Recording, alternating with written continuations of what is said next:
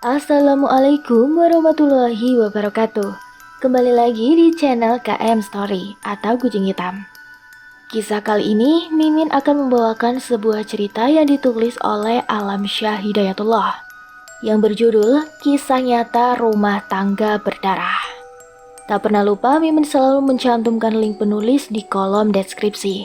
Dan tak pernah lupa juga Mimin selalu mendoakan para pendengar sehat selalu dan dilimpahkan rezekinya. Amin ya robbal alamin. Jangan lupa juga untuk selalu mendukung channel ini dengan cara like, komen, dan subscribe. Baiklah, mari kita mulai ke ceritanya dan selamat mendengarkan.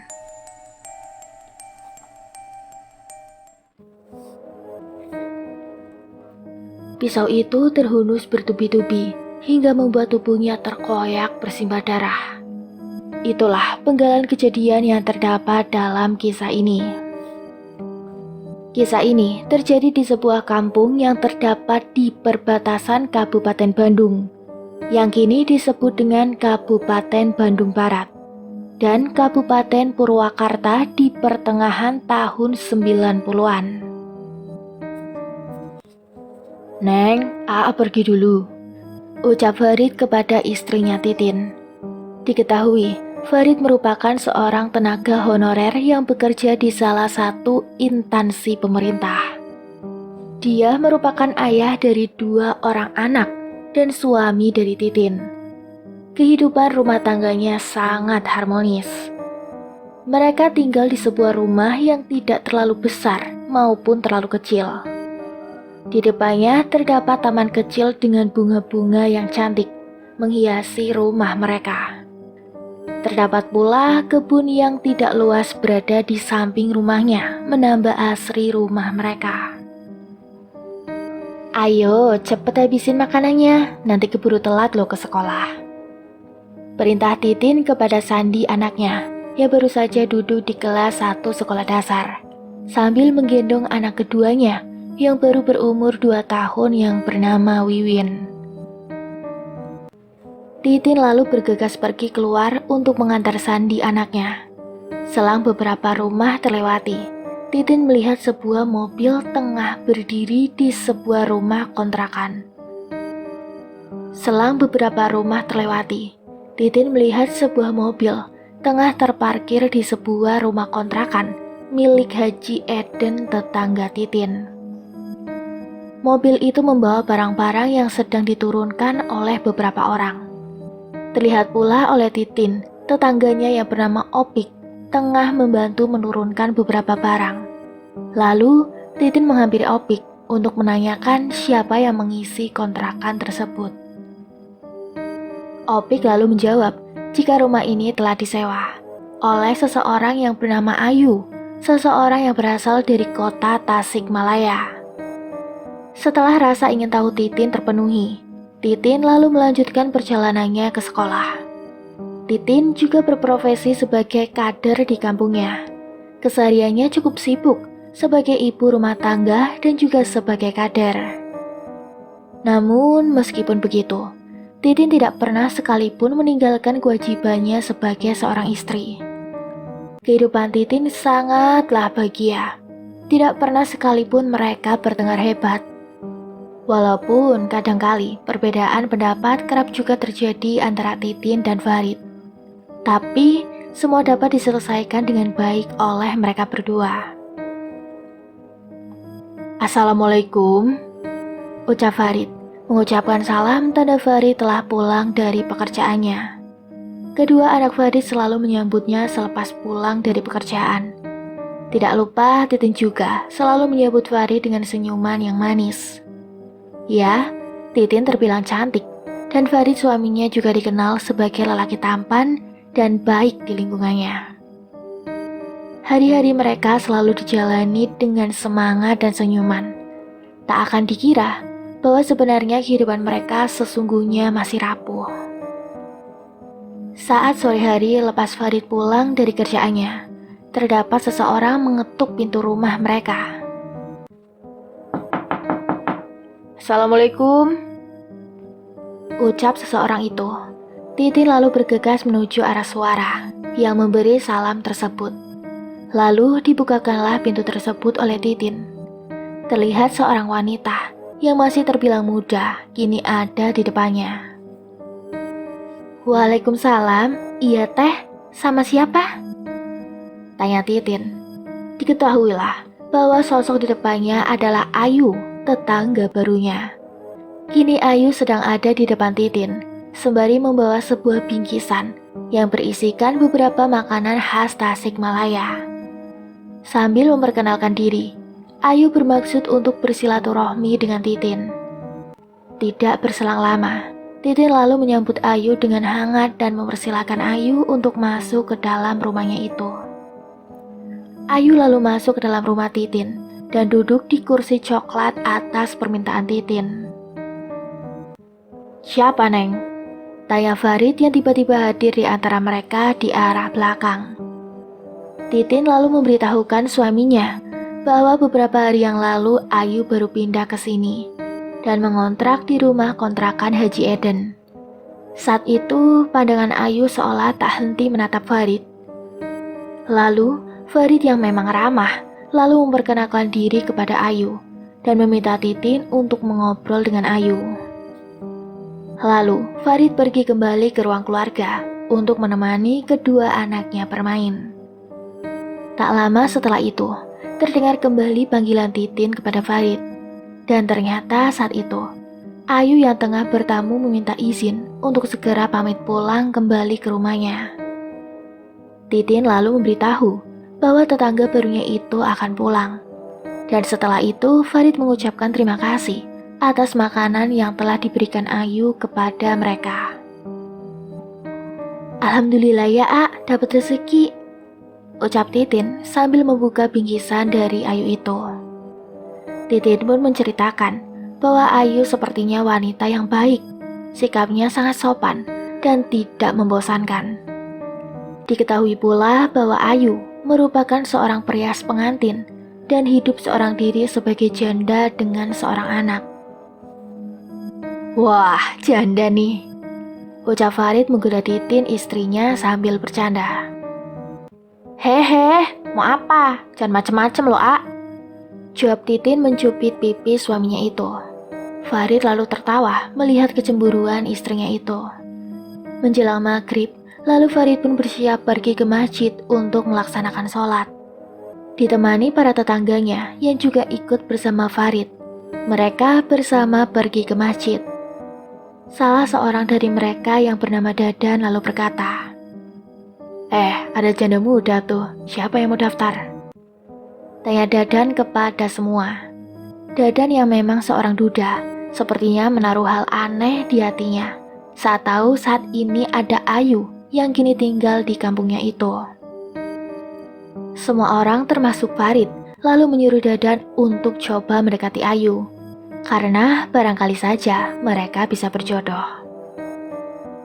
"Halah para lelaki, cuman wanita aja dipikirannya," terdengar suara wanita yang diketahui itu adalah istri dari Haji Eden. Sontak, mereka merasa malu mendengar Bu Hajah Eden tiba-tiba saja berada di belakang mereka. "Biasa Bu Haji, kita bercanda," ucap Dadan menggaruk kepalanya. Di tengah perjalanan, lalu mereka melihat Ayu yang tengah pulang dari warung. Beberapa orang mulai salah tingkah melihat Ayu yang memang cantik berjalan pas-pasan dengannya. Tapi tidak dengan Farid yang memang sebelumnya bertemu dengan Ayu di rumahnya. Kang Farid, mau ke masjid, Kang?" tanya Ayu menyapa. "Iya teh," jawab Farid. Ayu lalu juga berkata bahwa tadi ada kembalian lebih di warung dan membeli beberapa jajanan anak kecil yang memang Ayu berniat memberikannya kepada anak-anak Titin dan Farid. Ayu lalu meminta izin untuk datang kembali menemui Titin untuk memberikan jajanan itu kepada Sandi dan Wiwin. Farid hanya berkata berterima kasih dan meminta hal itu tak usah dilakukan karena akan merepotkan Ayu. Ayu lalu berkata bahwa hal itu bukanlah hal berat dan merepotkan. Lagi pula, Wiwin anak kedua Farid juga seumuran dengan anaknya Ayu yang bernama Rizal. Jadi Ayu berpikir Mungkin anak-anak mereka bisa menjadi teman dekat. Lantas Farid pun menyetujuinya. Ayu lalu meminta izin pamit dari hadapan Farid dan para tetangganya dengan senyum yang ganjil kepada Farid. Hal itu terlihat oleh Bu Hajaiden yang sekilas menatap tajam Ayu. Beberapa minggu berlalu, semenjak Ayu datang ke kampung ini. Lambat laun, Ayu kini sudah menjadi bagian dari masyarakat di kampung itu. Kedekatannya dengan Titin pun semakin baik. Wajar saja, Titin adalah wanita yang baik tanpa melihat seseorang berdasarkan ucapan orang lain. Ditambah, Titin yang tadinya tidak mahir dalam berdandan, kini semakin pandai dalam merias diri setelah bergaul bersama Ayu. Farid sebagai suaminya melihat perbedaan istrinya kini jauh berbeda. Terlihat lebih cantik dan anggun setelah belajar dari Ayu teman barunya itu. Lalu di saat Titin dan Ayu berbincang, Farid kemudian bergabung bersama mereka. Neng, apa kamu tahu? Beberapa hari ini warga sering mendengar suara seorang wanita bernyanyi sinden saat malam tiba. Ucap Farid membuka obrolan. Titin lalu menjawab bahwa kabar tersebut beberapa kali didengarnya. Namun, Titin belum menemukan apakah cerita tersebut benar-benar nyata. Apakah cerita tersebut benar-benar nyata terjadi atau hanya cerita iseng masyarakat saja? Ayu yang hanya mendengar cerita tersebut hanya terdiam mendengarkan Farid dan Titin berbicara. Terus Aa dengar juga tetangga kita seperti Kang Dadang, Dasep, Ujang, dan Kang Wandi kini terbaring sakit dengan keadaan yang sama. Mereka tak bisa bergerak sama sekali. Dalam keadaan berbaring, tubuh mereka kaku bak patung, Neng. Tambah Farid. Titin cukup kaget mendengar berita itu dari suaminya. Di luar dugaan, ternyata kampung mereka berubah sedikit mencekam setelah beberapa hal ganjil terjadi di sana. Kegiatan ronda pun semakin digalakkan secara rutin di kampung itu. Termasuk Farid yang juga mendapatkan jadwal ronda di hari Sabtu malam. Tepat kala itu, waktunya Farid menjalankan ronda. Dengan beberapa tetangganya, tepat jam 10 malam mereka berkumpul di sebuah pos ronda. Salah satu warga terlihat sedang menyalakan api unggun untuk menghangatkan malam dingin kala itu. Seperti bapak-bapak lainnya, kegiatan ronda tak akan lepas dari bermain gaple dan membakar singkong maupun ubi yang memang sangat melimpah di kampung tersebut. Beberapa jam mereka isi dengan obrolan sambil sekali melempar kartu gaple dan sebagian lagi tengah asyik memakan ubi dan singkong. Hingga satu saat kemudian, salah satu dari mereka membicarakan hal mengenai beberapa kejadian di kampung tersebut. Aneh ya, udah nyaman dari dulu kampung kita ini. Karena hal-hal yang terbilang ganjil, kita harus begadang tiap malam minggu buat ronda. Tapi, tahu tidak kalian, Dadan, Dasep, Wandi, dan Ujang pernah beberapa kali terlihat menemui si Ayu. Apa mungkin ada hubungannya dengan semua ini? Ucap seseorang di antara mereka sambil menyeruput kopi yang ada di depannya itu. Jangan ngomong sembarangan, Kang. Hampir setiap hari, aku juga bertemu si Ayu. Karena kini sangat dekat dengan istriku. Tapi tak ada hal yang aneh padaku. Potong Farid menolak ucapan tetangganya itu. Beberapa orang tertawa, karena mungkin tetangganya yang sedikit menuduh itu tidak ingin ada saingan untuk mendapatkan Ayu. Sesaat saat mereka menikmati malam itu, terlihat dari ujung jalan dekat dengan gerbang kampung, terdengar suara langkah seseorang yang seolah mendekati pos ronda, di mana Farid dan para warga lain berkumpul. Sontak, para warga termasuk Farid mulai mengerutkan dahi dan menajamkan mata untuk melihat siapa yang akan menghampiri mereka. Hingga sesosok tubuh terlihat di sana, tersapu cahaya lampu salah satu rumah warga. Loh, Kang Ujang? Ucap mereka. Mereka sangat heran. Kang Ujang yang memang diketahui tengah sakit, kini berada di tengah mereka. Para warga pun mulai menanyakan keadaan Ujang waktu itu. Namun Ujang hanya terdiam sambil duduk tatapannya kosong menerawang ke arah depan pos ronda. Melihat hal itu, para warga dan Farid hanya bisa saling pandang dan mengangkat-angkat kepala masing-masing. Melihat hal itu, para warga dan Farid hanya bisa saling pandang dan mengangkat-angkat kepala kepada masing-masing orang, tanda bertanya dan kebingungan. Karena tak ada jawaban dari Ujang, maka salah satu warga berinisiatif untuk membuatkan kopi untuk Ujang yang mungkin baru sehat dari sakitnya. Tak ada yang berani bertanya kembali kepada Ujang, apalagi beberapa waktu sebelum sakit. Kang Ujang juga diketahui tengah memiliki masalah dengan istrinya. Mungkin hal itu yang membuat para warga termasuk Farid tidak berusaha menanyakan perihal sikapnya Ujang yang diam. Sampai beberapa saat kemudian, Ujang bangkit dan hanya berkata, "Aku pergi dulu," dalam bahasa Sunda. Tidak ada kata lanjutan dari ucapan Ujang. Ekspresi wajahnya sangat datar saat meninggalkan para warga di sana malam itu. Semua orang kembali saling pandang dengan keanehan tetangganya, yaitu Ujang. Lalu Farid berkata, "Tak usahlah perlu dipikirkan, karena setiap orang pasti punya masalahnya masing-masing." Mereka pun kembali melanjutkan kegiatan ronda malam itu, sampai akhirnya mereka kembali ke rumah masing-masing.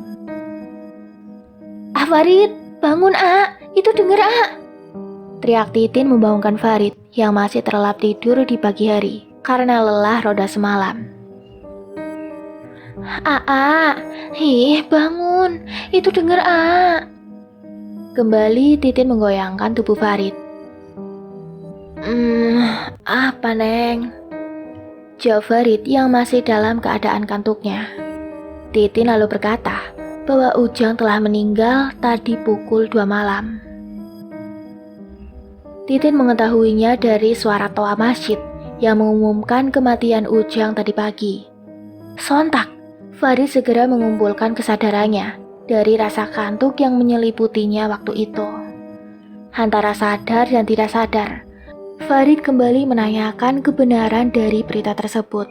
Hingga Titin pun kembali meyakinkan Farid atas berita tersebut.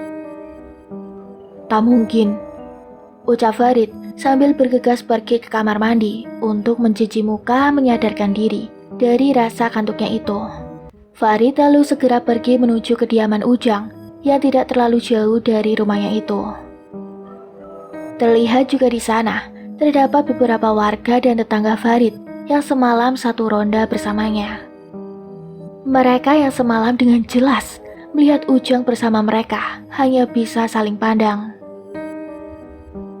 "Tapi kan malam tadi," ucap Farid yang kemudian segera dihentikan oleh salah satu warga yang ikut ronda untuk tidak melanjutkan ucapannya tersebut. "Sudah, nanti saja bicaranya," bisik salah satu tetangga Farid yang juga mengetahui kejadian ini. Setelah prosesi pemakaman, beberapa warga yang malam tadi melakukan ronda bersepakat untuk berkumpul, termasuk Farid yang juga ikut dengan mereka. Semua orang bersepakat untuk tidak menceritakan perihal kemunculan sosok Ujang malam tadi. Hal ini dilakukan untuk menjaga perasaan pihak keluarga Ujang dan menutup kemungkinan tersebarnya hal-hal yang tidak diinginkan. Setelah semua orang sepakat, kemudian mereka pulang ke tempat mereka masing-masing. Farid yang masih tak percaya dengan kejadian semalam juga turut pulang ke rumahnya. Setibanya di rumah, terlihat olehnya Ayu sedang duduk di teras rumah Farid. Namun saat itu, Ayu terlihat sangat berbeda. Dia terlihat begitu menawan di pandangan Farid. Ayu juga tak lupa melempar senyum manisnya kepada Farid yang kala itu berjalan menuju rumahnya. "Dari rumah Pak Ujang, Farid?" ucap Ayu dengan pandangan dan wajah polos terlihat menggoda. Farid merasa ada perasaan yang kacau di hatinya saat melihat Ayu. Lalu Farid segera memalingkan pandangannya ke arah lain sambil menjawab pertanyaan dari Ayu. Tak lama Titin keluar dari rumahnya untuk menanyakan kematian Ujang beberapa saat lalu. Tak banyak yang diungkapkan oleh Farid kepada istrinya itu. Farid lalu masuk ke dalam rumah dan duduk di kursi rumahnya sambil menyandarkan tubuh. Lalu terlihat oleh Farid, Ayu yang sepertinya juga akan pamit kepada Titin untuk pulang. Namun, satu hal ganjil terlihat oleh Farid dari Ayu. Saat Farid melihat Ayu yang berlalu pergi, tiba-tiba dengan cepat, wajah Ayu menengok ke arah Farid dan tersenyum dengan tatapan tajam kepadanya. Farid yang tak menyangka hal ini, lalu menundukkan kepalanya dengan perasaan kikuk dan keheranan. Sungguh aneh, Ayu seperti tahu bahwa Farid melihatnya dari balik jendela rumah. Padahal Farid melihatnya dari sudut. Tentu saja hal itu sangat sulit untuk diketahui. Seminggu sudah setelah kematian Ujang, tak lagi terdengar hal-hal yang mengejutkan. Semua kegiatan warga termasuk Farid berjalan dengan normal seperti biasanya. Hingga satu hari, peristiwa mengejutkan kembali hadir di kampung mereka. Kini giliran Dadan yang juga sakit seperti yang dialami oleh Ujang. Waktu itu, Dadan yang terbaring tiba-tiba bangkit dan terduduk. Kemudian hal di luar nalar manusia terjadi. Dadan bergerak seolah sedang menari atau melakukan gerakan silat. Tangannya sangat lihai menggerakkan kedua tangannya itu. Matanya melotot dan tak menggubris siapapun yang bertanya kepadanya. Hal ini terus berulang beberapa kali dalam sehari. Keadaan desa mulai dibuat khawatir dengan semua kejadian ini. Ditambah pihak keluarga Dadan juga berkata, sebelum Dadan melakukan gerakan aneh itu, sebelumnya selalu terdengar suara nyanyian dari seorang sinden.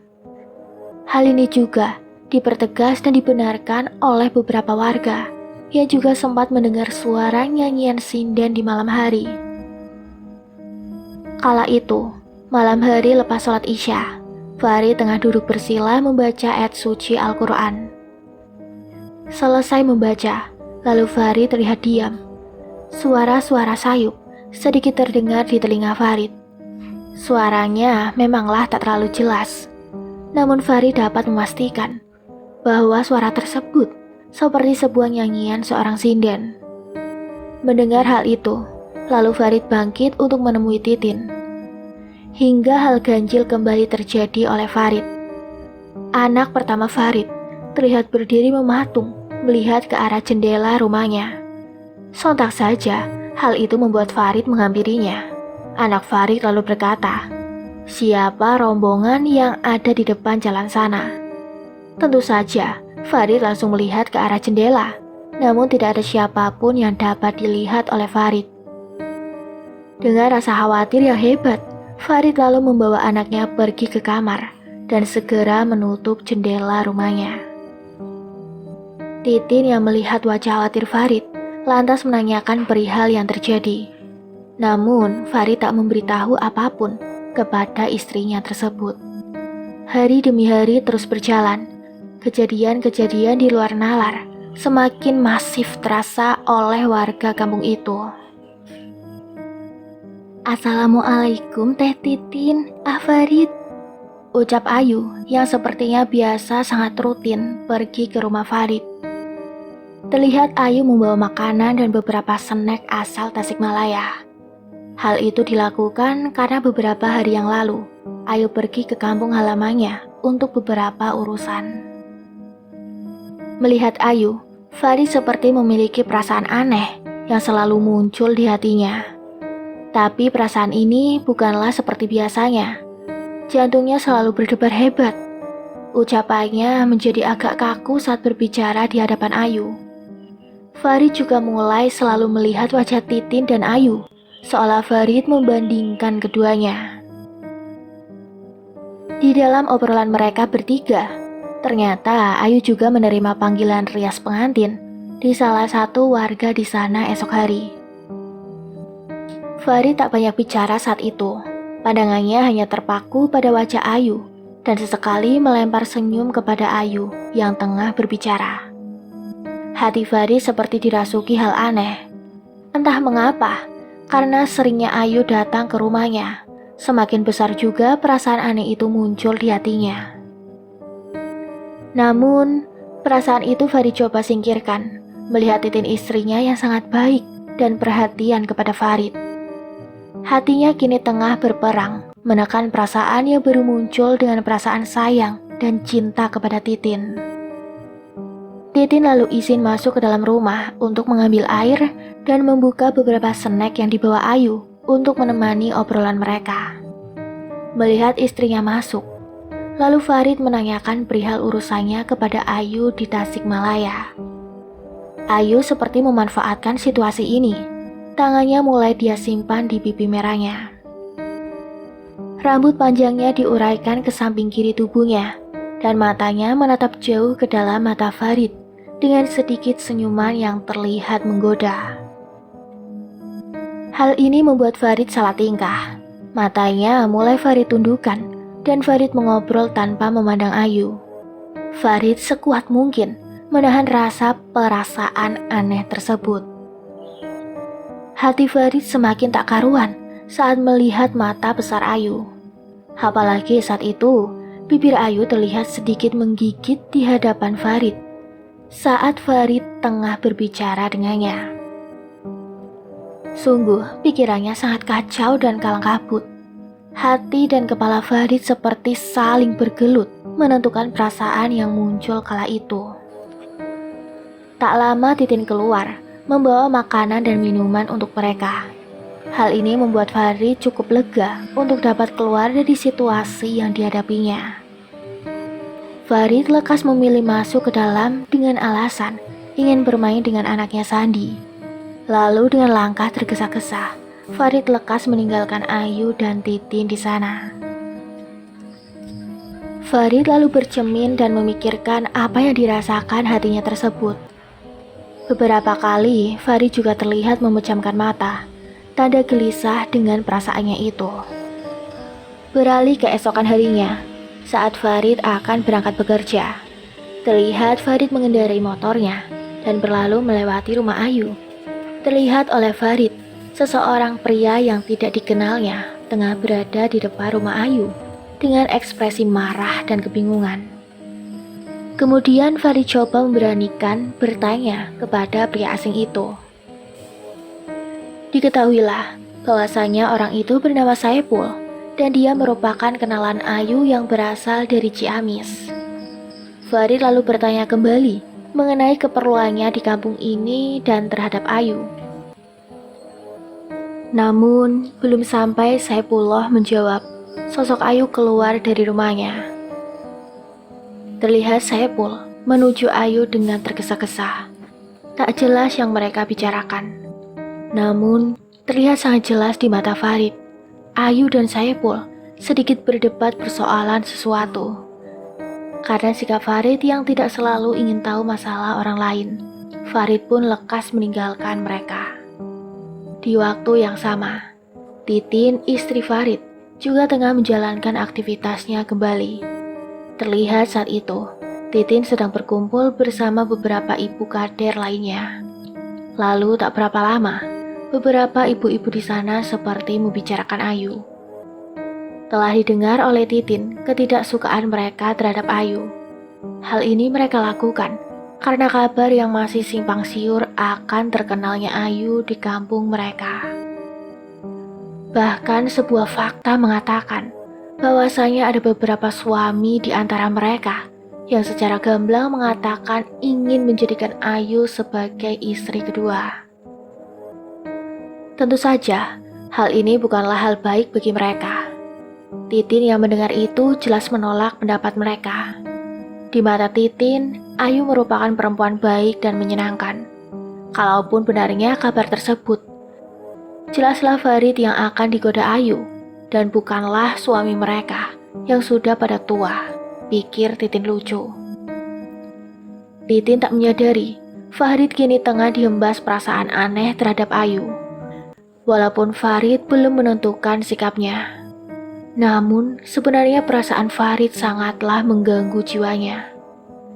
Tak lama kemudian, ibu-ibu kader di sana juga kembali menceritakan mengenai kabar suara penyanyi sinden yang kerap terdengar oleh beberapa warga di sana.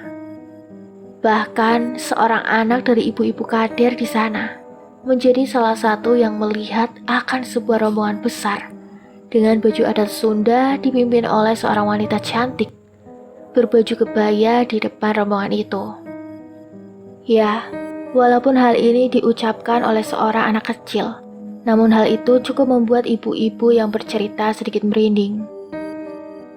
Setelah selesai dalam kegiatannya di balai desa, Titin lalu pulang ke rumahnya.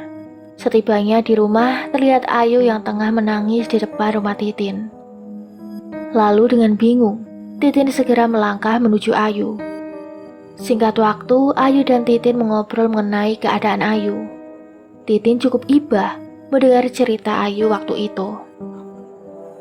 Ayu berkata bahwa pagi tadi seorang temannya yang Ayu kenal di Ciamis selalu memaksa Ayu untuk menikahinya. Namun, Ayu tidak menyukainya.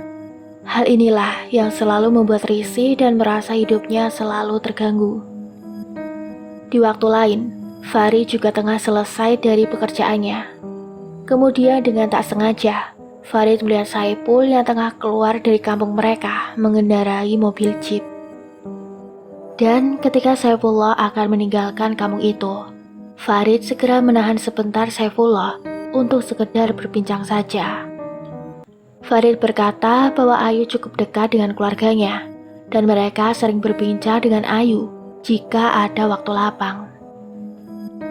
Mendengar hal itu, Saipul lantas berkata, "Hati-hati Kang, jangan terlalu dekat dengannya," ucap Saiful dengan ekspresi marah dan sedih. Mendengar hal aneh dari Saiful, Farid hanya berbaik sangka.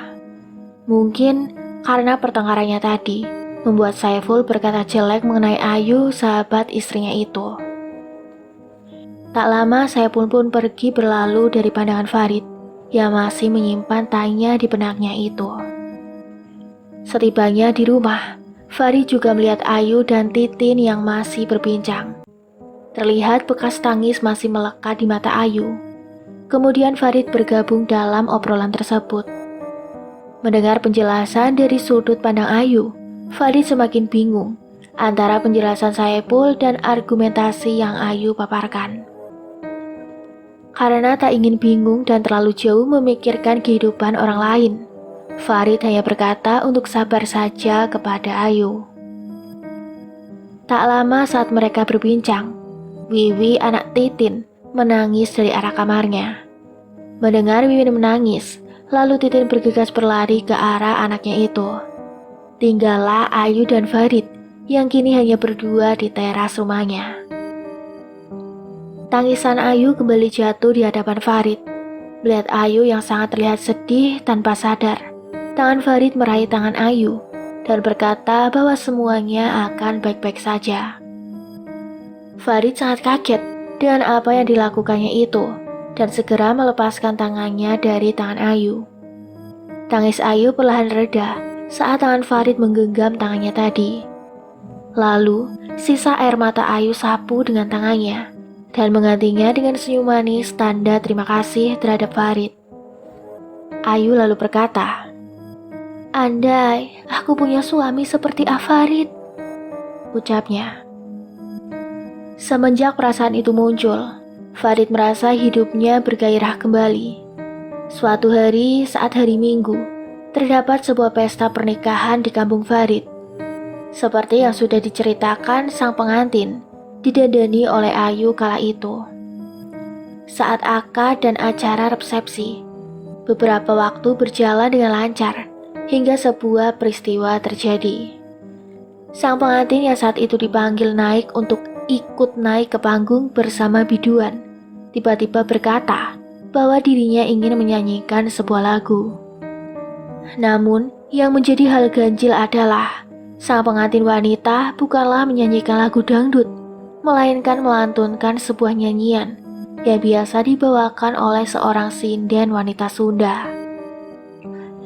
Nyanyiannya begitu lirih dan penuh daya mistis. Semua orang yang hadir merasa aneh dengan pengantin itu. Semua orang terdiam, tak mengerti akan situasi yang terjadi. Beberapa penabuh gendang mencoba untuk menyelaraskan nyanyian pengantin itu. Namun, lagi-lagi hal tak terduga terjadi. Sang pengantin seolah-olah menari lembut dengan mata terpejam. Hingga akhirnya di akhir lagu dan tariannya, pengantin wanita itu terjatuh tak berdaya. Sontak saja, semua orang kaget dan heran dengan apa yang terjadi saat itu. Lalu beberapa orang mulai berkumpul, bahkan beberapa orang yang berkerumun dan berkata bahwa lagu yang dinyanyikan sangat mirip dengan teror seorang penyanyi sinden saat malam hari yang sempat terdengar oleh beberapa warga di sana. Acara pernikahan itu menjadi sedikit kacau dirasakan. Singkatnya, selesai pernikahan itu, para warga masih membicarakan perihal kejadian sang pengantin yang melakukan hal aneh hingga beberapa hari ke depan. Rasa takut mulai menghampiri hati para warga di sana. Beragam asumsi terlahir dari pikiran beberapa warga. Ada yang berkata bahwa terdapat orang yang melakukan pesugihan, hingga ada pula yang mengatakan hal itu terjadi karena ada orang yang iri dengan pernikahan itu. Entah apa yang terjadi, tak satupun orang yang mengetahui hal sebenarnya. Suatu hari, Haji Eden, pemilik kontrakan Ayu, yang tengah pulang dari keperluannya, secara tak sengaja melihat Ayu tengah berdiri di samping rumahnya. Terlihat Ayu seperti menabur sesuatu di sekitar rumah tersebut. Hingga akhirnya Haji Eden memberanikan diri bertanya kepada Ayu atas apa yang sedang dilakukannya. Terlihat wajah Ayu kaget ketika tiba-tiba Haji Eden berada di belakangnya sambil bertanya mengenai hal yang baru saja dilakukan oleh Ayu. Dengan alasan sedang menabur garam, karena banyak ular yang beberapa kali masuk ke rumah, Ayu menjawab pertanyaan Haji Eden. Rasa curiga sebenarnya menghinggapi pikiran Haji Eden kala itu. Namun, karena memang Ayu sepertinya tidak melakukan hal terlalu aneh, Haji Eden lalu berlalu pergi meninggalkan Ayu. Tak lama setelah itu, Ayu pergi ke suatu tempat. Dan ternyata Ayu bertemu dengan Farid. Mereka berdua berbincang dan mengobrol dengan santai. Kala itu Ayu dengan terang-terangan berkata bahwa dirinya sangat menyukai Farid dan bersedia menjadi wanita kedua untuk Farid. Tak hanya itu, Ayu yang secara ekonomi juga mempunyai nilai lebih. Dia berkata sebenarnya Ayu sudah memiliki rumah dan beberapa bidang sawah yang coba Ayu tawarkan kepada Farid untuk menggoda Farid. Kedatangannya ke kampung itu adalah untuk menghindari masa lalunya yang kelam bersama Saiful yang selalu mengganggunya. Farid hanya terdiam mendengar tawaran dari Ayu. Dan Farid lalu menjawab bahwa dirinya belum siap untuk dapat menerima semua ini. Hatinya terlalu berat mengkhianati istrinya Titin. Hingga akhirnya Farid meninggalkan Ayu sendirian. Ayu yang tengah sendiri, hanya dia menangis tak percaya dengan apa yang dikatakan Farid kepadanya. Hatinya hancur, seolah tidak mengerti dengan sikap Farid yang selama ini Ayu anggap menerima dirinya dan juga menyukai dirinya. Ternyata tak terduga, Farid adalah seorang pria yang sulit dimengerti dan ditaklukkan. Di perjalanan menuju pulang, Farid hanya terdiam. Di pikirannya hanya ada bayangan Titin istrinya dan juga kedua orang anaknya. Dalam hatinya, Farid juga sebenarnya sangat terpikat oleh Ayu. Namun ada kekuatan lain yang mampu menolak tawaran Ayu kepadanya. Di rumah saat kedatangan Farid, Titin menyambutnya dengan ceria. Wajah manis dan senyumnya membuat Farid yakin dengan jawabannya kepada Ayu beberapa saat lalu. Tak semestinya, istri sebaik Titin harus Farid tinggalkan dengan alasan apapun. Di lain waktu, Ayu hanya larut dalam tangisannya. Cintanya bertepuk sebelah tangan. Hatinya remuk, bagaikan pasir terhempas oleh ombak. Hanya kecewa yang Ayu dapatkan kala itu. Kok si Ayu jarang kesini ya? Tanya Titin kepada Farid. Tidak ada jawaban yang keluar dari mulut Farid yang mendengar pertanyaan itu. Farid tahu akan apa yang sebenarnya terjadi. Hingga terdengar suara ketukan pintu menghentikan obrolan mereka. Assalamualaikum. Terdengar suara seseorang memberi salam. Terlihat seorang warga kampung tersebut mendatangi rumah Farid dan memberitahukan bahwasanya Dadan tetangga mereka tengah berada dalam keadaan yang mengkhawatirkan.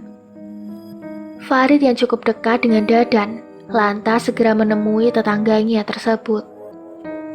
Tak disangka sesampainya di sana, Dadan telah tiada. Kematiannya hampir sama dengan Ujang beberapa waktu lalu. Semua orang semakin gempar dengan kejadian ini. 2 kali kematian warga mereka yang hampir sama membuat keadaan kampung menjadi tidak nyaman. Selesai dari melayat, Farid kembali ke rumahnya dengan perasaan tak percaya. Istrinya Titin juga cukup terpukul dan heran dengan kematian tetangganya itu.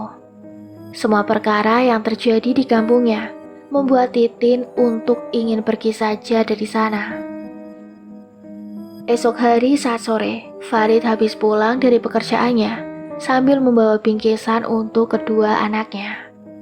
Sambil memberi salam dan masuk ke dalam rumah, Farid sedikit berteriak memanggil kedua anaknya.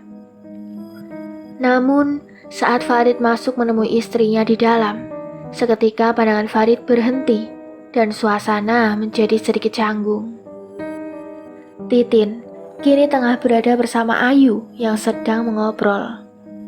Pandangan Ayu sangat tajam melihat Farid dengan sedikit simpul di bibirnya. Titin lalu berkata kepada Farid bahwasanya Ayu baru pulang dari Tasikmalaya dan berkata bahwa Ayu sangat rindu dengan Titin dan kedua anaknya Wiwin dan Sandi. Melihat Ayu yang kini ada di rumahnya, Farid tak banyak bicara. Pandangannya selalu kabur, menolak mata Ayu yang selalu mengincarnya. Hingga akhirnya, beberapa waktu kemudian, Farid berinisiatif untuk izin kepada Titin pergi keluar rumah untuk membeli kopi. Hal ini dilakukan untuk menghindar dari suasana tak nyaman itu. Di perjalanan menuju warung, Farid berjalan dan melewati rumah Ayu. Terlihat sosok Saipul berdiri mengetuk-ketuk pintu kontrakan Ayu. Farid kemudian menghampiri Saiful untuk bertanya maksud dan tujuannya sering datang ke kampungnya dan menemui Ayu. Saiful lalu berkata, ada hal yang mesti dibereskan oleh mereka berdua. Farid yang memang ingin tahu masa lalu Saiful, lalu mengajaknya pergi bersama ke warung, sambil berkata bahwa Ayu sedang tidak ada di rumahnya. Singkat waktu, mereka pun sepakat untuk pergi ke sebuah warung guna mengobrol. Di dalam obrolan mereka, Farid lantas menanyakan maksud dan alasan apa yang Saiful miliki untuk menemui Ayu. Punten Kang, sebelumnya kalau boleh tahu, apa sebenarnya yang terjadi di antara kalian? Bukan maksud ingin tahu dan ikut campur. Tapi di kampung ini, jika salah satu warga mempunyai masalah, mesti dibicarakan secara kekeluargaan. Kulihat Akang beberapa kali masuk ke kampung kami tanpa memberitahu alasan Akang. Tanya Farid, Saiful pun akhirnya menjawab. 3 tahun sudah aku menjalin rumah tangga bersama Ayu dan memiliki seorang anak yaitu Rizal. Maafkan aku sebelumnya telah berani masuk ke sini tanpa permisi.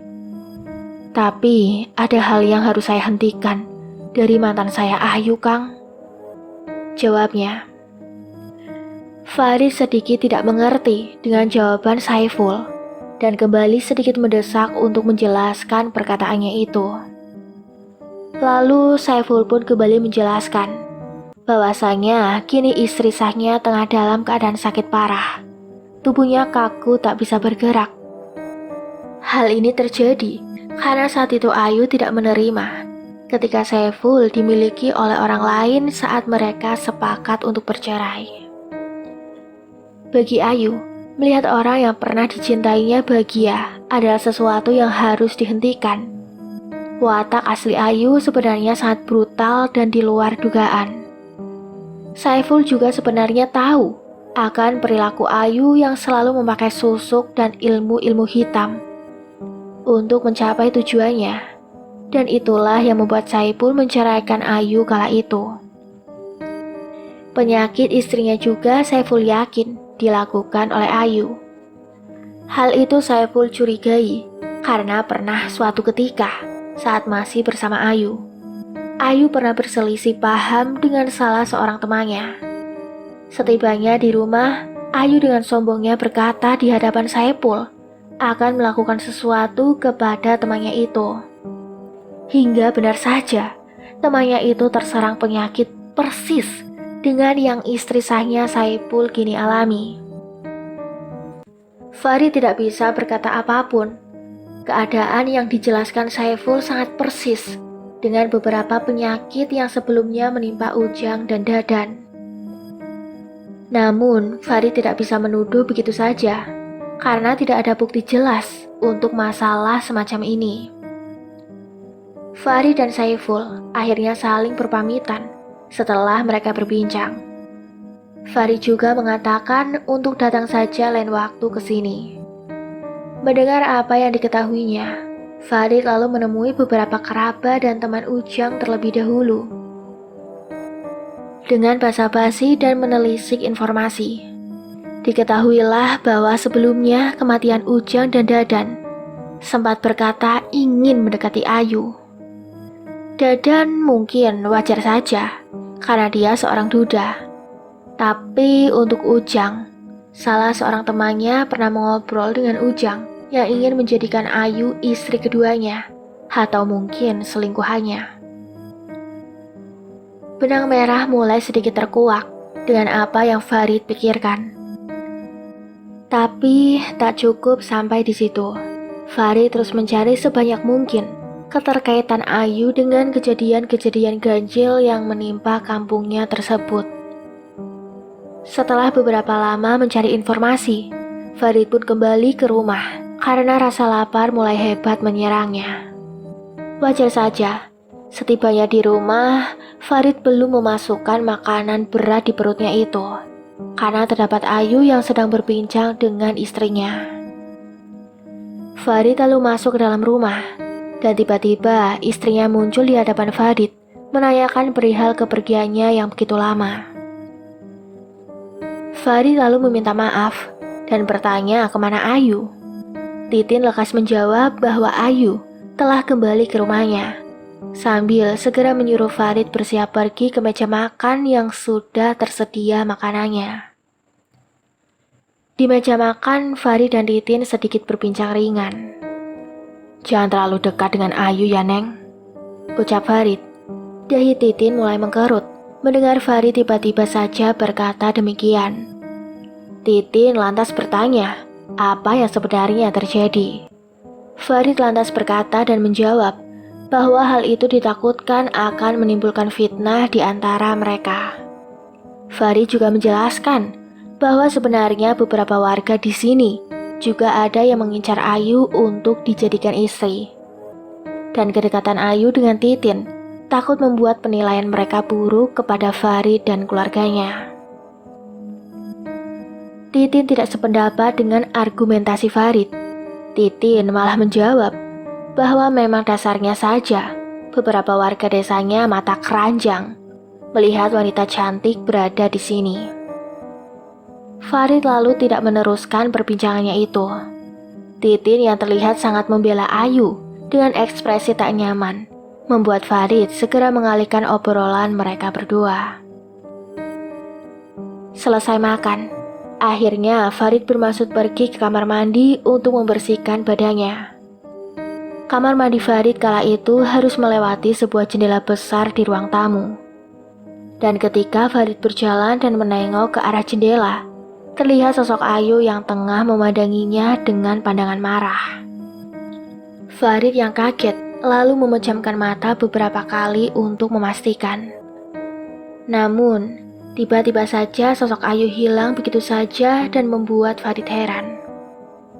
Farid tertegun dengan apa yang baru saja dilihatnya. Mungkin saja aku terlalu memikirkan masalah ini, ucap Farid. Di sela-sela mandinya, Farid seolah mendengar suara sinden itu bernyanyi kembali. Deburan air Farid dihentikan untuk memastikan suara itu. Hingga akhirnya suara itu semakin nyaring. Bapak, cepat keluar, Pak!" teriak Sandi, anak dari Farid. Segera, Farid membalut tubuhnya dengan handuk dan keluar menuju Sandi. Dengan isak tangis, Sandi berkata bahwa Titin tiba-tiba terjatuh.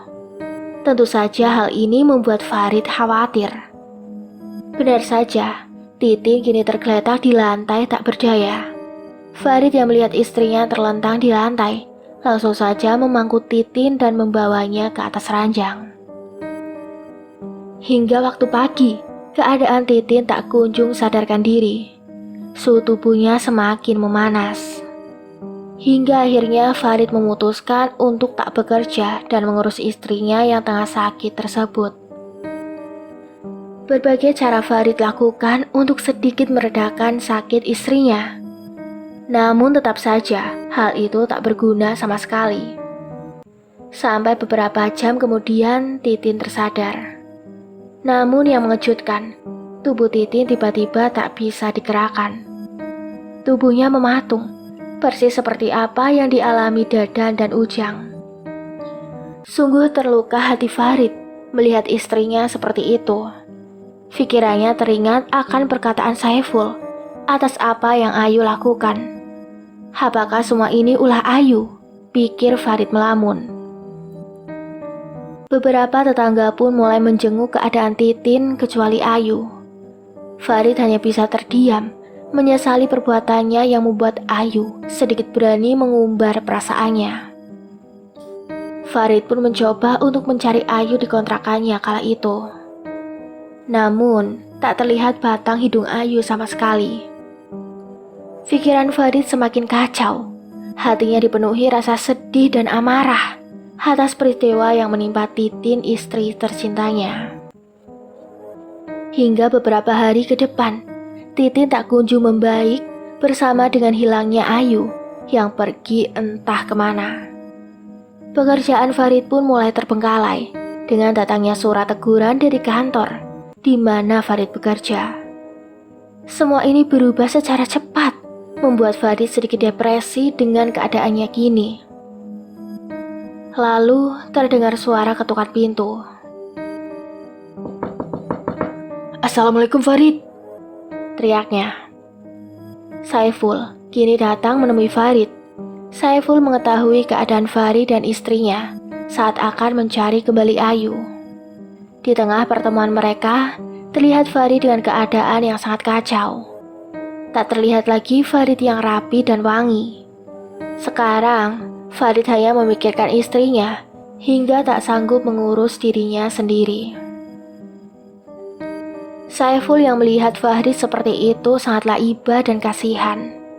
Saiful lalu menghibur Farid dan bertukar cerita mengenai hal yang sama-sama menimpa mereka. Tak ada perbincangan yang bisa membuat Farid tersenyum saat ini. Hanya satu tujuan Farid, yaitu menemukan Ayu. Tak sampai di situ, suara sinden semakin marak terdengar oleh warga di sana. Bahkan sampai beberapa kali, sosok penampakan sering terlihat oleh warga kampung itu. Suasana kampung mulai membuat tak nyaman orang-orang. Bahkan beberapa tetangga yang mempunyai tempat tinggal lain mulai beralih pindah ke kampung sebelah. Bahkan sampai ada yang rela menjual rumahnya dengan murah agar dapat segera pergi dari kampung tersebut. Suatu hari, saat Farid merenung di teras rumahnya, seorang bapak pos datang dan memberikan sebuah surat kepadanya. Dengan wajah lusuh, Farid segera membuka surat tersebut. Dan plak, pikiran dan hati Farid tersentak dengan sangat hebat. Surat pemecatan dirinya kini ada di hadapannya. Sirna sudah harapan Farid menjadi PNS. Bagai luka ditabur garam, rasa sakit melukai hatinya yang sedang dalam keadaan pilu. Belum sembuh istri tercintanya, kini masa depannya pun kandas begitu saja. Farid tertunduk lesu dan meneteskan air matanya. Beberapa orang yang melihat dan bertanya mengenai keadaannya, yang tak mampu membuat Farid menjawab pertanyaan para tetangganya. Farid hanya terdiam, entah apa yang ada di pikirannya.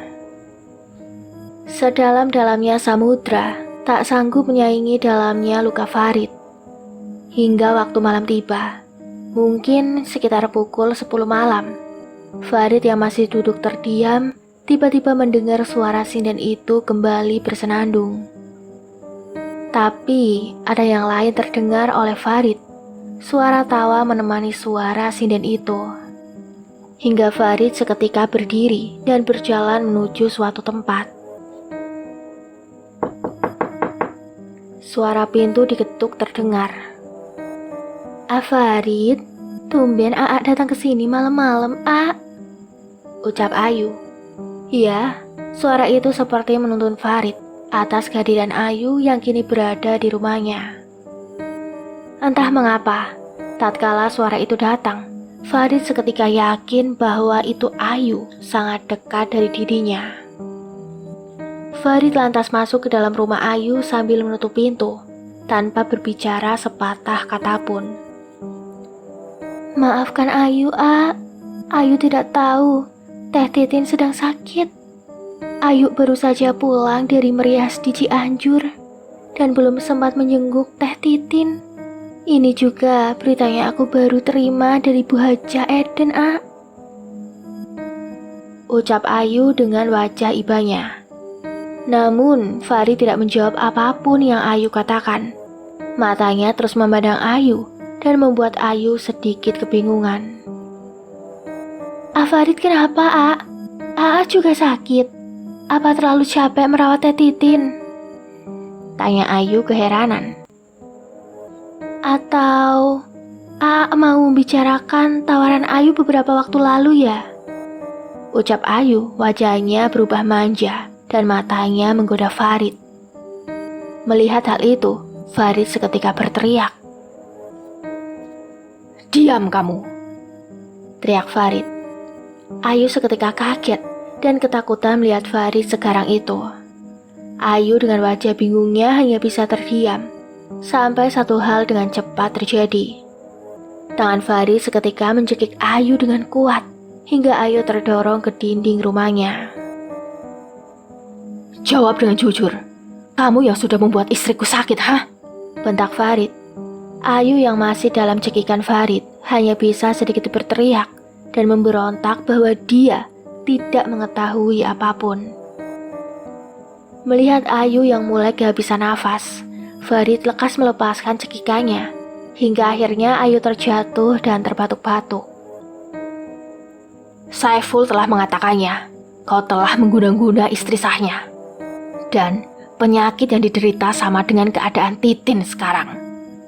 Sekarang jawab, kamu yang telah melakukannya kan? Kembali Farid membentak Ayu. Iya, kalau iya kenapa, A?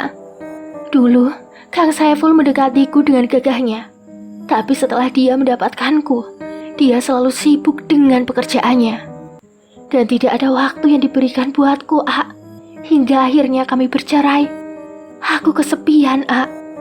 Lalu, saat melihat A Farid, begitu sayang dan selalu menemani waktu Teh Titin, aku iri, A.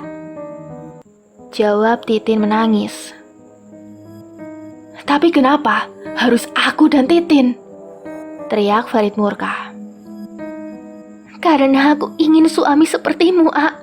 Si Titin tak pantas buatmu. teriak Ayu. Dan hal tak terduga pun terjadi. Farid menyiksa Ayu dengan brutalnya. Beberapa kali tubuh Ayu dihempas Farid ke dinding dan membawanya ke dapur. Di sana, kembali Farid menyiksa Ayu. Ayu mengerang dan berteriak atas semua tindakan Farid kepadanya. Satu lagi, apa yang kamu lakukan terhadap Dadan dan Kang Ujang? Ucap Farid memegang kepala Ayu. Ampun, mereka mendekatiku. Dadang sangatlah nekat. Dia berani memberiku uang agar aku bisa tidur dengannya. Juga Kang Ujang, dia memintaku untuk menikah dan menjadi simpanannya. Maka aku mencelakai mereka. Lirih Ayu menahan sakit. Farid yang kini dirasuki nafsu setan melakukan hal tak terduga. Dia mengambil pisau dan menghunuskannya ke tubuh Ayu dan menikam tubuhnya berulang kali. Teriakan Ayu sangat keras hingga membuat beberapa warga datang berbondong-bondong mendatangi rumah Ayu. Sontak semua warga yang hadir tak percaya dengan apa yang dilihatnya tersebut. Farid yang terkenal baik kini dilihat oleh mereka berlumuran darah. Tangannya penuh lumuran darah Ayu. Farid lalu duduk di samping jasad Ayu dan berkata kepada warga yang datang untuk segera melaporkannya ke pihak berwenang. Singkat waktu, kini Farid berada di balik jeruji besi untuk mempertanggungjawabkan perbuatannya terhadap Ayu. Lalu Saiful datang menjenguk Farid untuk bertanya mengenai hal nekat yang dilakukannya. Farid lantas menjelaskan semuanya kepada Saiful. Saiful berkata bahwa kini istrinya telah sehat, begitupun dengan Titin. Tak sampai di situ, teror penampakan dan hal-hal ganjil lainnya juga tak terdengar lagi kabarnya. Kini Saiful juga berkata akan bertanggung jawab menafkahi Titin dan anak-anak Farid atas dasar rasa terima kasihnya kepada Farid sampai Farid bebas dari penjaranya. Walaupun sejatinya Saiful tak setuju dengan cara perbuatan Farid. Dan Saiful juga berkata, Titin juga telah pindah ke rumah orang tuanya di Cikoco, Purwakarta dan memaafkan perbuatan Farid dan akan menunggunya sampai waktunya Farid keluar dari penjara. Terima kasih, Neng. Lirih Farid meneteskan air mata. Sungguh kau wanita terbaik untukku. Selesai. Terima kasih sudah mendengarkan sampai akhir. Tunggu cerita lainnya di video selanjutnya. Mimin pamit undur diri. Wassalamualaikum warahmatullahi wabarakatuh.